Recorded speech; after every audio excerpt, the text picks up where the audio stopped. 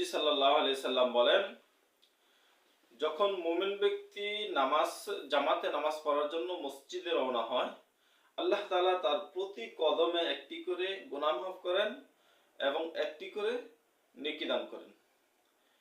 জামাতের গুরুত্ব সম্পর্কে নবীজি সাল্লাল্লাহু আলাইহি সাল্লাম অন্যান্য হাদিসের মধ্যে বলেছেন যে জামাত অত্যন্ত গুরুত্বপূর্ণ একটি কাজ। জামাতের সাথে নামাজ পড়লে, জামাত ছাড়া নামাজ পড়লে যে সওয়াব হয় তার চাইতেও 70 গুণ বেশি সওয়াব হয় জামাতের সাথে নামাজ আদায় করলে। বিনা উজুরে, নবীজি সাল্লাল্লাহু আলাইহি ওয়াসাল্লাম আরো বলেন, বিনা উজুরে কেউ জামাত পরিত্যাগ করতে পারবে না। বিনা উজুরে কোন মুফাসসিরিনে কেরাম, কোন ফুকাহে কেরাম বলেছেন যে বিনা উজুরে কেউ যদি জামাত ত্যাগ করে তাহলে তার নামাজই হবে না।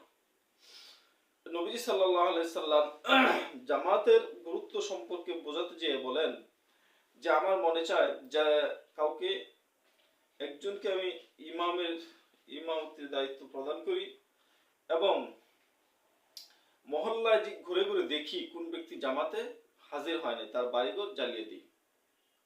নবীজি সাল্লাল্লাহু আলাইহি সাল্লাম সর্বশেষ বয়স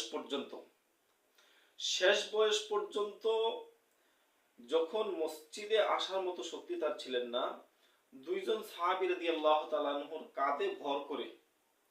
কাঁধের উপর ভর করে নবীজি সাল্লাল্লাহু আলাইহি সাল্লাম মসজিদে এসে জামাতের সাথে নামাজ আদায় করেছেন। এই জন্য জামাতের গুরুত্ব অত্যন্ত বেশি যে আমরা কখনোই জামাত পরিত্যাগ করব না। কোনো কারণবশত যদি কখনো পরিত্যাগ হয়ে যায় তাহলে অনুশোচনা করা আমাদের উচিত। কারণ জামাতের সাথে নামাজ পড়লে, সকলে একত্র হয়ে নামাজ পড়লে মানুষের হিংসা, অহংকার, বিদ্বেষ এগুলো দূর হয়ে যায়। আল্লাহ তাআলা বলেন, ওয়ারকাউ মা'আর রাকিঈন, যে তোমরা রুকু করনেওয়ালাদের সাথে রুকু করো। এখানে আল্লাহ তাআলা রুকু করনেওয়ালাদের সাথে রুকু করার দ্বারা জামাতের গুরুত্বকে বোঝানো হয়েছে। কাজে জামাতের গুরুত্ব হলো অত্যন্ত বেশি। যে আমরা যারা নামাজ পড়ি, আমার অনেক আছে যে সামান্য কারণে জামাতের গুরুত্ব দেয় না। জামাতের গুরুত্ব সবচেয়ে বেশি দেওয়া আমাদের কর্তব্য।